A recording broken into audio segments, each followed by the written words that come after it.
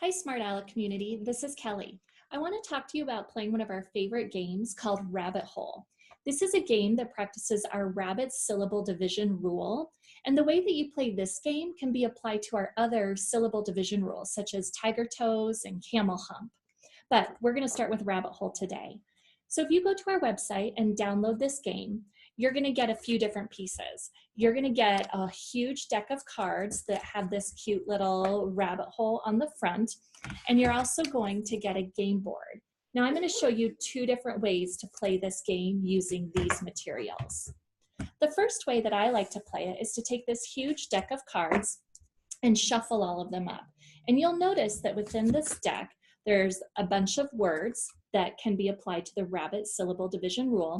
And then there's also a few cards that have rabbit holes mixed in. You want these rabbit hole cards shuffled throughout the deck. You don't want them all lumped together. Then in addition to this, you're going to want some dry erase markers and to have your cards laminated. Especially when I'm first teaching this rule to students or I'm trying to scaffold it for them, I like to have the cards laminated and then use these dry erase markers so they can actually do the syllable division on the cards. That visual multisensory piece really helps them connect to the concept. So with the deck of cards sitting in front of us, we're going to take turns drawing.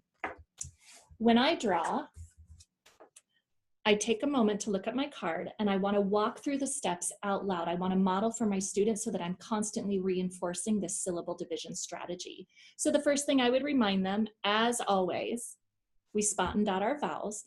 And then since it's a rabbit division rule, I'm going to look at the consonants between the vowels. And I know that it's between those consonants that I'm going to scoop my syllables and divide.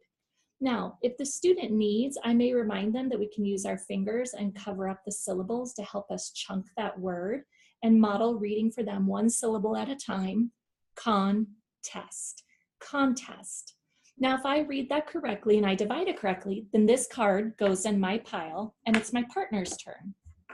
So using their marker, and they draw a word, they're going to do the same thing.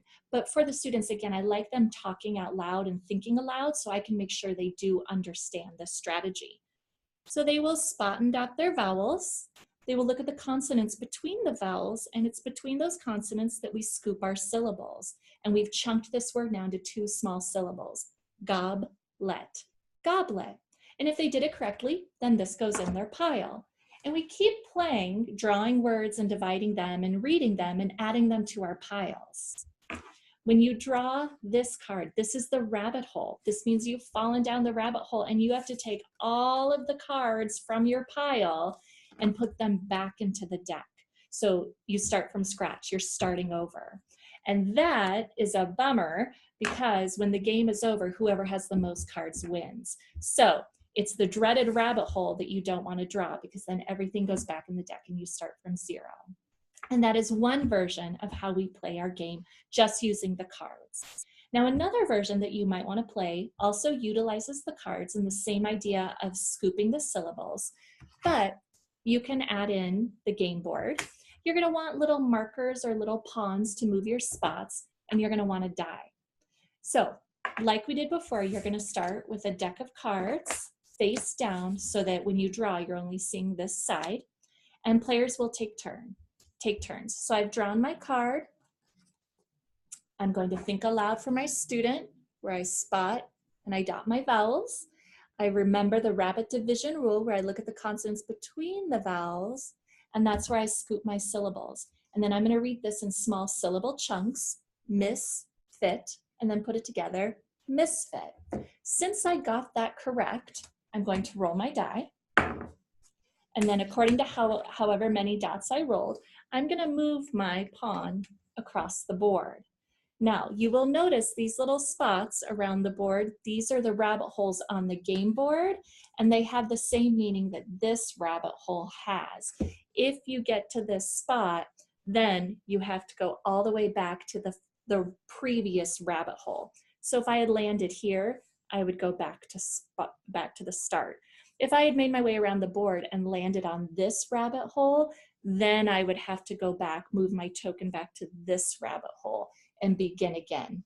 So the rabbit hole here kind of has the same thing here. You start over, you start from scratch if you land on it, but you're using the cards to do the same exact thing to reinforce the rabbit syllable division rule. There are a million different ways that you can adapt this game so that it suits the needs of your learners. We always want to take into consideration how long they've been exposed to this rule, so their ability to play the game, their frustration level, and their age. And it is a game that once you're reviewing, you can mix it up. You can use the game board or the deck of cards, but it's a really fun game. And like I said when we first started, you can apply the rules of how you play this game to our other syllable division games that you'll find on our website at www.smartalecresources.com. Thank you.